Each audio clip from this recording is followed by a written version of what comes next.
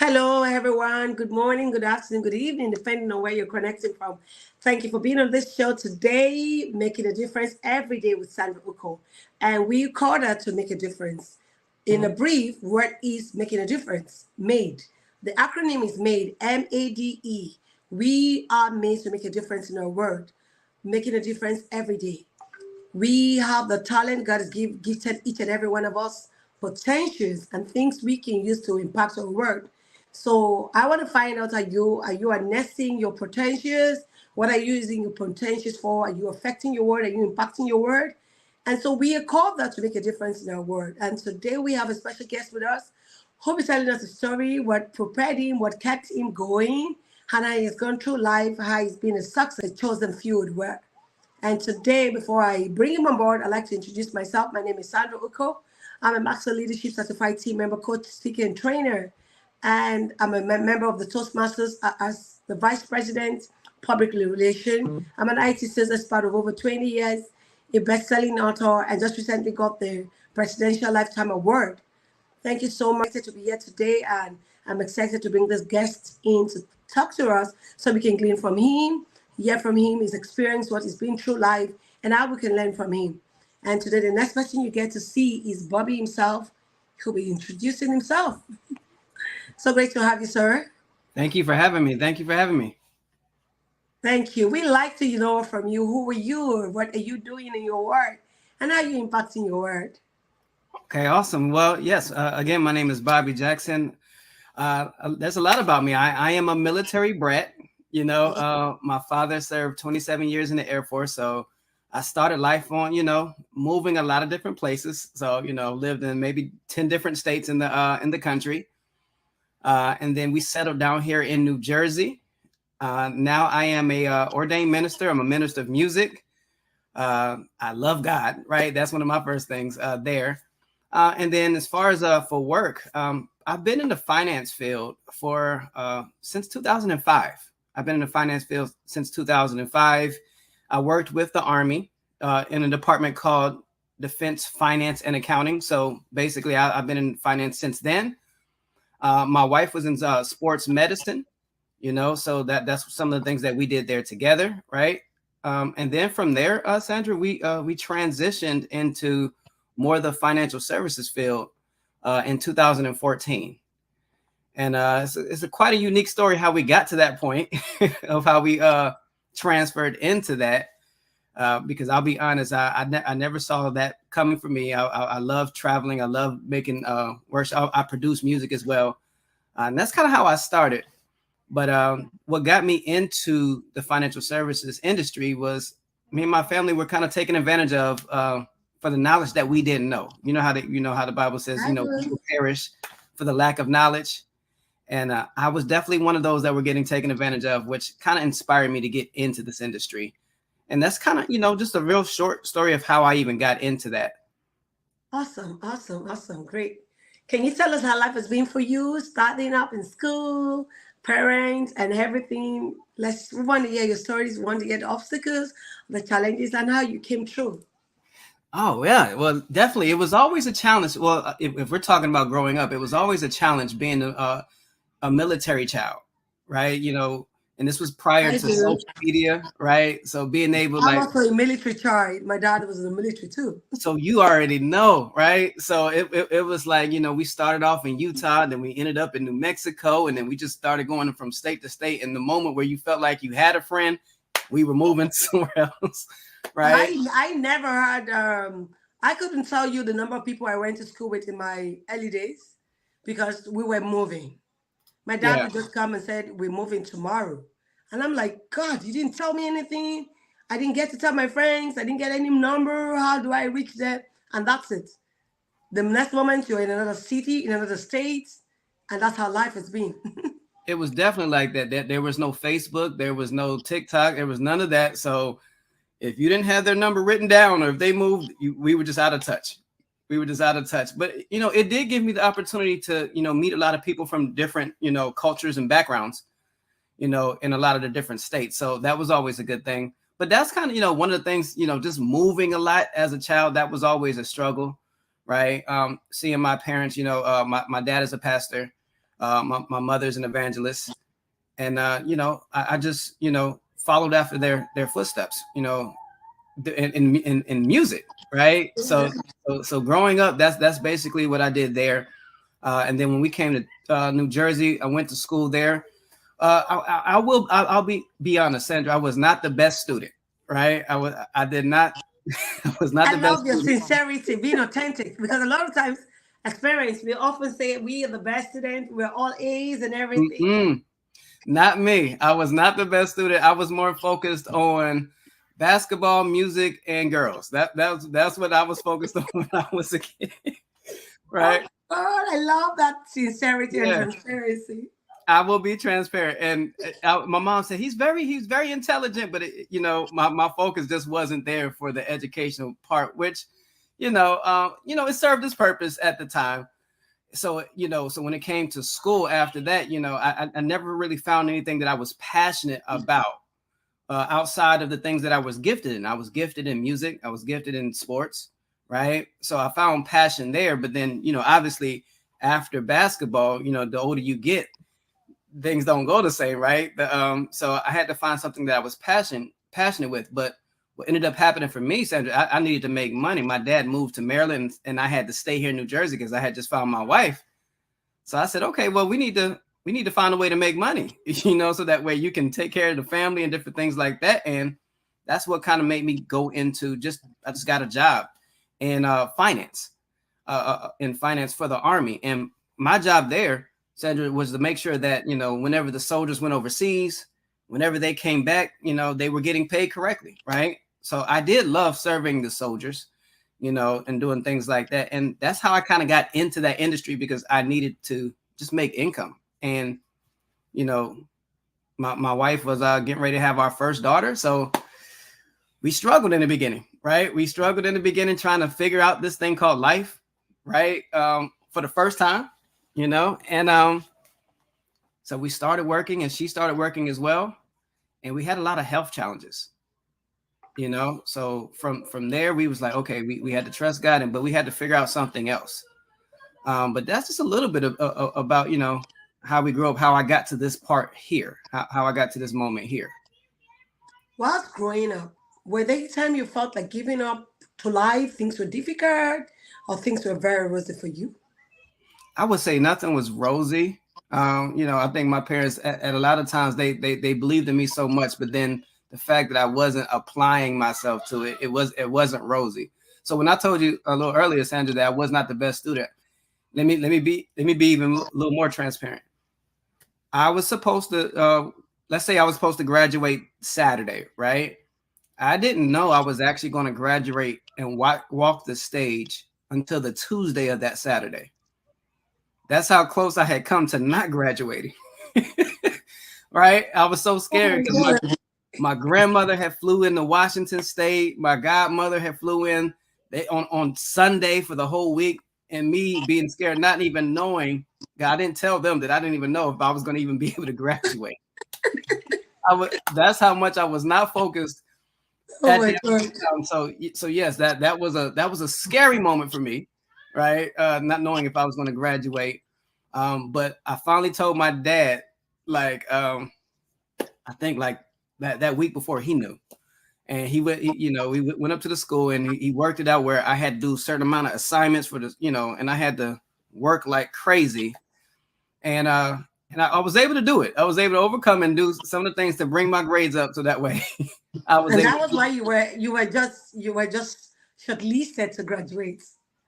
yes, I was able to walk the stage. It was such a relief, right? Just to just get that done. I mean, My God. yeah, that was a quite an intense time. Oh my God.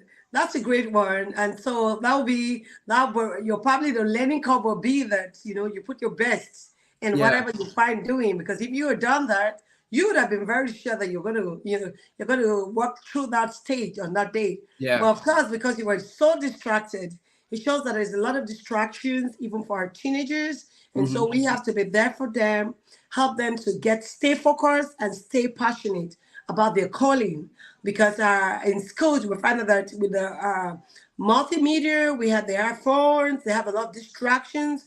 Unlike our days when we went to school, we never had access to maybe email or phone. We only go to pay phones to make phone calls. So we had less distraction.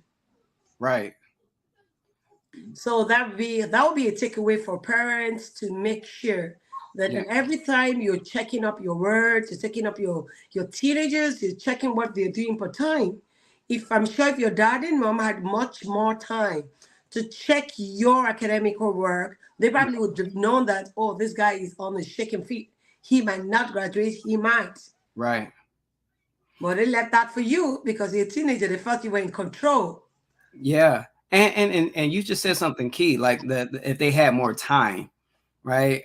My dad being a pastor, my dad being in the Air Force, my mom also working, they didn't have a lot of free time because most of their time was spent, whether it's just ministry or whether it's trying to provide for the family, right? So, they definitely did the best that they could with the resources that they had, right? But the time, that could really be spent, making sure it wasn't always there because they were trying to provide a living, for the time. So we definitely didn't have the most time. We definitely didn't have the most time, and I definitely see the effects of that, not really having freedom of my time or their time to get those things done.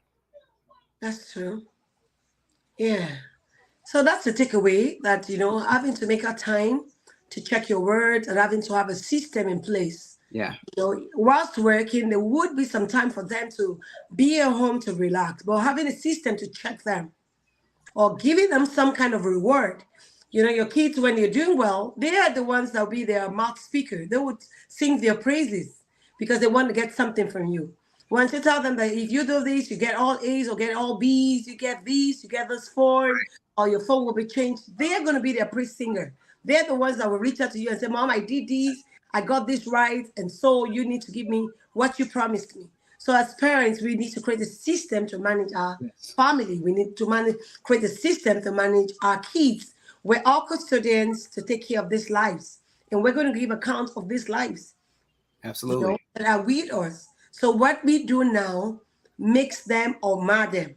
Because you find out that a young gentleman has picked up some characters he or she was never meant to pick up, but because there were no much presence of the parents. So as parents, we need to create a system to check up on our words, Yeah. check up on kids, check up on the people that are around us that we want to influence. And sometimes I tell people, I said, if you do not influence the people around you, it takes a community to bring up a child.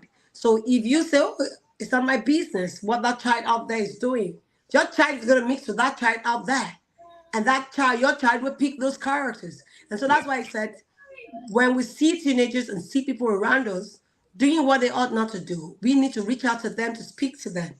And in speaking to them, I don't mean yelling or screaming at them, but in a friendly manner, pass your message to them.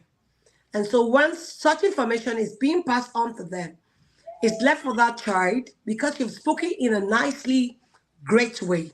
That child will always embrace and want to make a change. And if that child cannot help himself, he or she might want to come back to you and say, Uncle, Auntie, what you said the other time, how do I get better at doing that? Or how do I become a good person or something? They will reach out to you because we are meant to make a difference in our world. God has input in each and every one of us that He created potentials. So what are you doing with your potentials? What are you how are you using it to impact your world? We're meant to be a global citizen. We're meant to impact the world. We're meant to, influence our world for good.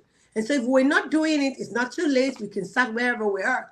It's said that the best time to have ever planted a tree was 20 years ago, and the next best time is now.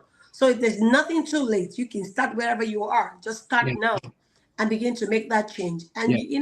it's just a matter of time. Things around you will change and we will have a better word. Like I often would say, leaders are those who knows it and shares it with others. Yeah. We are leaders in our sphere. We know it and we're trying to influence the community, influence the people around us, to empower them, to get them, prepared for life, to get them, having the best of life. Yes. And so as parents, we need to be fully present at home. Fully present, yes, because you still come back home to pass the night in the house with your kids. So you could take some time, 30 minutes to go through what they've done. Don't tell me you're busy or true. You get to bed, you sleep, you Yeah. cook. So we need to, focus on the major. The major is we are custodians to these kids, to these teenagers, to these children. So we've got to make time. If you can make time to make food, you can make time to sleep, you can make time to dress up and make up, Yeah. you can create that time. Absolutely. It's And just that we are not focusing on the right things. yeah, and I think honestly, Sandra, that's a big benefit now to being able to work from home.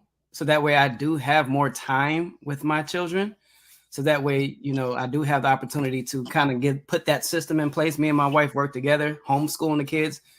She does amazing with that, but it just we see a big difference, right? We're more present.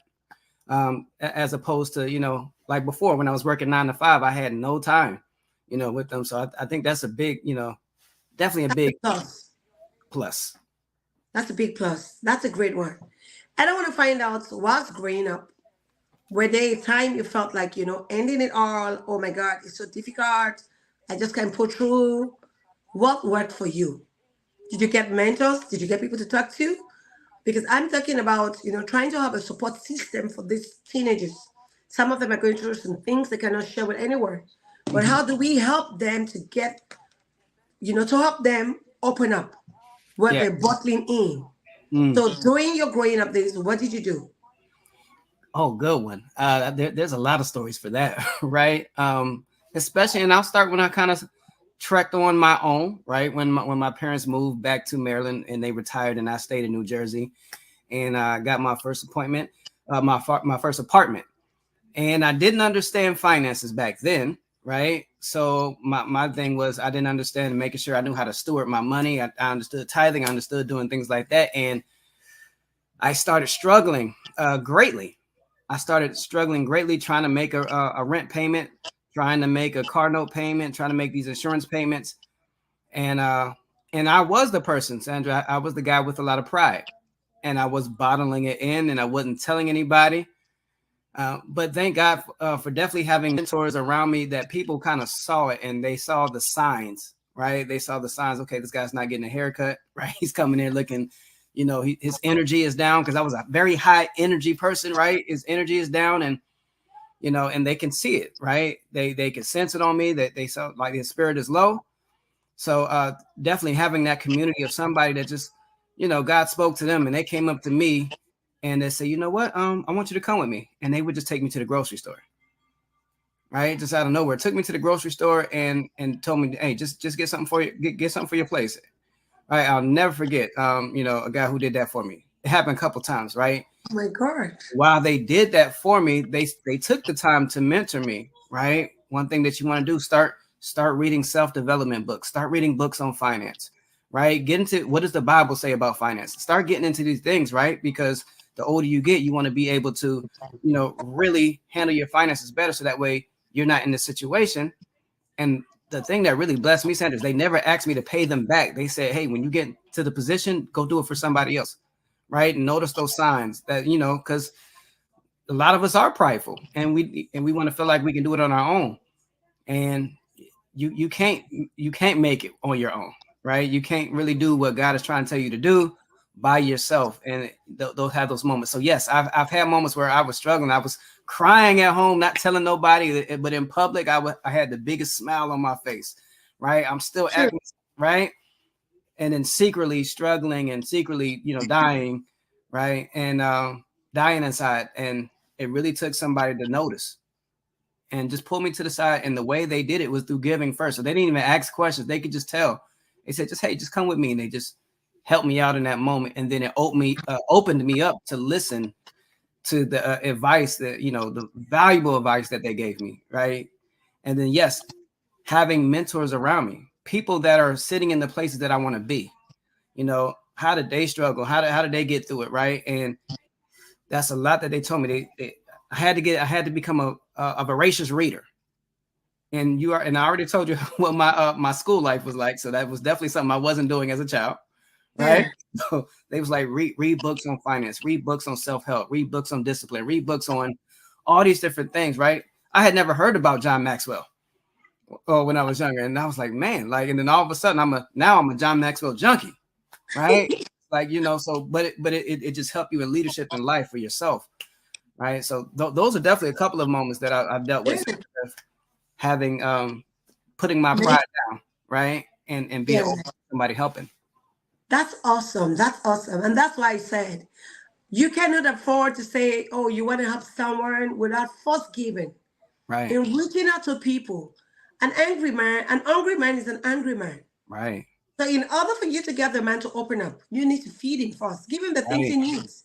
And the moment you do that, you don't even need to ask the person what's going on. The person's going to open up and start telling you what you need to know and the ones you do not even need to know. And so, in order to reach out to our teenagers, reach out to people out there who might need help, the first thing first is get to help them first. Find out maybe they're hungry, give them food, give them clothing. Don't ask them anything. Just do the necessary things you need to do.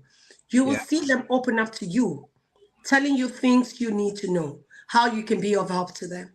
So, like you rightly said, they didn't even ask you to repay them back, which is a great one. They're there, they've impacted you, and they expect that since you've been impacted, go out there to be a blessing. And that's what we are called to be. They are people of difference. We have been called out to make a difference in our world. Yes. Somebody blessed you. You are blessing somebody else. And in return, if we keep doing that, the world itself will be a better place to be because Absolutely. everyone is touching one. Everyone is touching one. And if we keep touching everyone, the word itself, that means we would have touched all the people around us. And indeed, having a better place to be, having leaders all around us. And that's what life is all about. And that's what this movement is all about. And that's what made MADE is making a difference every day. I love that. So we are called there to make a difference. Every one of us, God has created. God has put us, put something in us. We have potentials. We have skills. We have giftings that is different from you. Mine is different from yours. And so if we announce our giftings, we can put them to use and maximize them. Where I don't think I have strength in doing things, you might have strength. And we Yeah. can come together to rub off on each other. And that's why the Bible says, iron sharpeneth iron. That's So right. with the sharpen the countenance of his friend. So when we come together like minds, we can help each other to become better people. And we can better impact our world. That's awesome. And true, like you rightly said, having people who having a system. I Mhm. speak all the time about plugging into a system, having a set of people who can be of help. It is said that God places the solitary in families. And Yeah. that's why we encourage to have fellowship with all the Christians and all the believers. We need the system. Somebody has to see something in you to be able to speak. And that means the people around you are great men and women. For them to be able to read the signs. Hmm. You can imagine if you're left to go on your own, for how long would you have been able to take it? That can put you into depression, Absolutely. that nobody cares about you, nobody loves you, nobody, shows care in one way or the other. But I'm glad that, there are people around you who were able to read the signs. So as leaders in our world, as leaders in our community, just beyond your family, you have to look out beyond your family.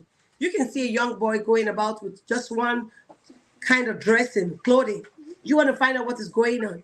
You Yeah. can find a kid not going to school, is often at home. Find out what they are doing and see how you can be of help to them. Their parents might not be fully present. They might be busy. They Mhm. might be out there trying to make ends meet. And you want to be a person. And that's why told people, I said, you have to find the skills you want to learn. Find the people who are already doing it so that they can mentor you. You do not need to go through that route, as a novice. You need to find the people who are there and already a success, and they will be ready to hold your hands and take you through that path. You do not need to reinvent the wheel. You do not need to fall into the same pitfalls that they fell because we're leveraging on their experience to get to where God wants us to be. Yeah. So having a great support system is key. I love it. Plug into plug into a system is key. And that's why I often tell people the three things that can make you: the things you hear and expose your heart to, the movies, the TV, the electronic gadgets you heard, the people who speak into your life.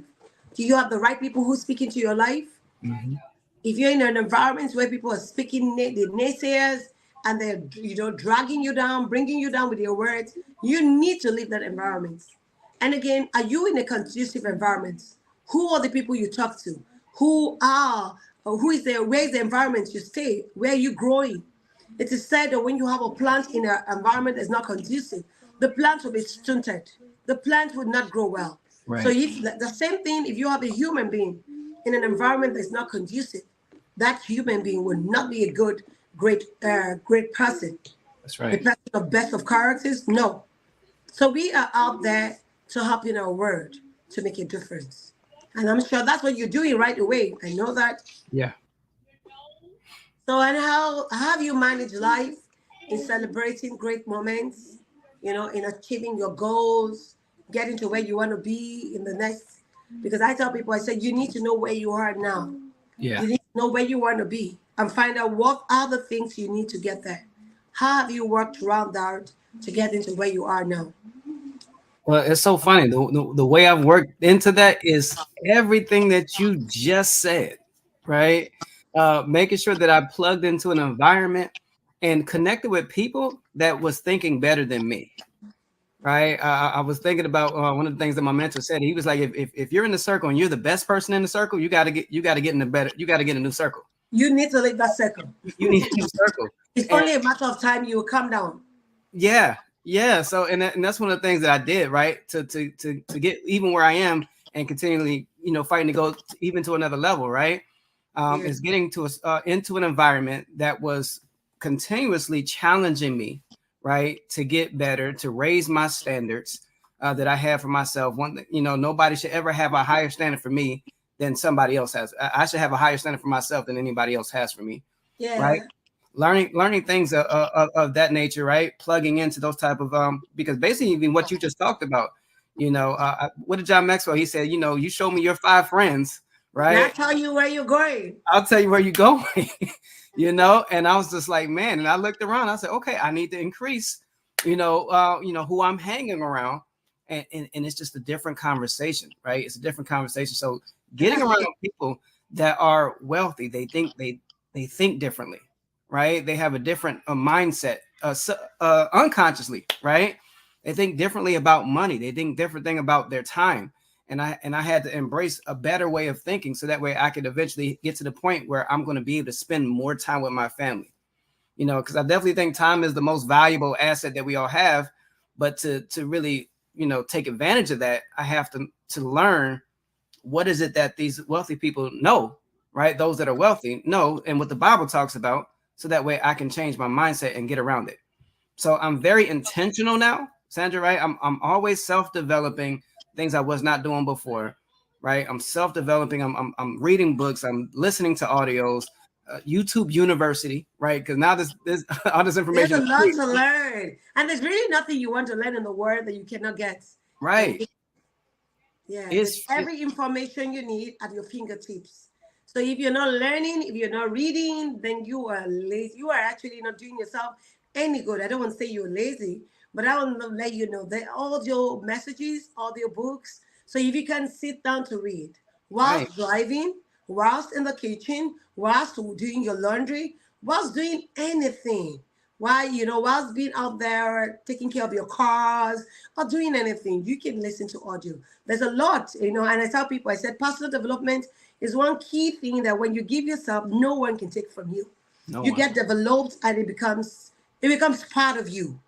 You can lose money and get money back. But if you lose time, you can get time back. Get it back.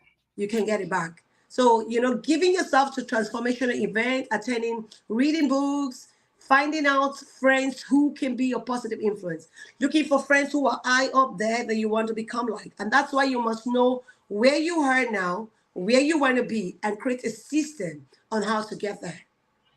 And you know what? And what you just said, know where you are, where you want to be, and even with clarity. One of the reasons why, I used to think I was always a procrastinator, and he's like, no, you're not procrastinating. You just don't know what you want. Yeah, And they was like, I was like, what do you mean? They was like, you just not clear on what you want. really You true. don't have that CCMP, that clear, concise mental picture. You don't know exactly what you want for your wife, for your kids, and because of that, you can wake up, you can sleep in, you can do all these different things because you have no drive, inner drive, because you don't even know what you're fighting for every day. You know, so when I read and I started reading those things, Sandra, I was like, okay, let me break down, what do I really want, right? And be very, very specific and clear with it. And then once I did that, my drive changed, my focus changed, right? I'm waking up earlier because I know exactly what I want for my immediate family and for my extended family too, and my community. You know, and now that pushes the fight in me because I'm clear on what I need to do. Yeah. Like you say, CCMP, having a clear, concise mental picture, Yeah, knowing where you want to be. That's awesome. I think I'll take that word down. Clear, clear, concise, nice clear mental picture. mental picture. Awesome. So, yeah, and it takes being intentional, it takes being disciplined, you know. And it says nothing makes you grow except you leave your comfort zone. So if you're not leaving your stretching or leaving your comfort zone, there's no way you can be there's no way you can have a clear and concise mental picture. There's no way you can get to where you want to be in 5, 10 years, 20 years time to come. So you must have a plan. And he says if you do not have a plan, then you are having a plan to fail. So you Yes, must have a plan of where you want to be. You know, so if you don't have a plan, then you must endure whatever you see coming your way. exactly. So it's a great way to impact our world. So before we call it a day, I want to thank our guests for being on this show. Thank you for being here. And if this is your first time of being here, please kindly like, subscribe, and hit the notification bell so you can often get great stories and we have great guests to share their story to impact our world. And so I also want to take time to thank our guest who has made time out of his busy schedule to be here with us today. Thank you so much. And before we call it today, you have a word to wrap up our discussion. What will be your last words for the people in order for them to dare to make a difference in your world? Listen, if you don't invest in yourself, how do you expect anybody else to invest in you, right? So basically, invest in yourself, learning about what God has for you. Learning about how you can better yourself, so that way you can get to the point where you can reach the goals that you're planning on getting. That's true. Thank you so much. And do have a blessed evening, everyone. Take care of yourself until we meet in our next episode. Do have a great evening.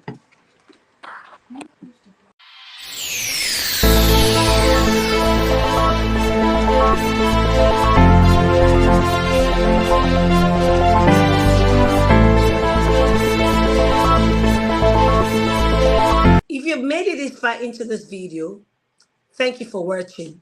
And don't forget to subscribe so you can support your girl. Thank you.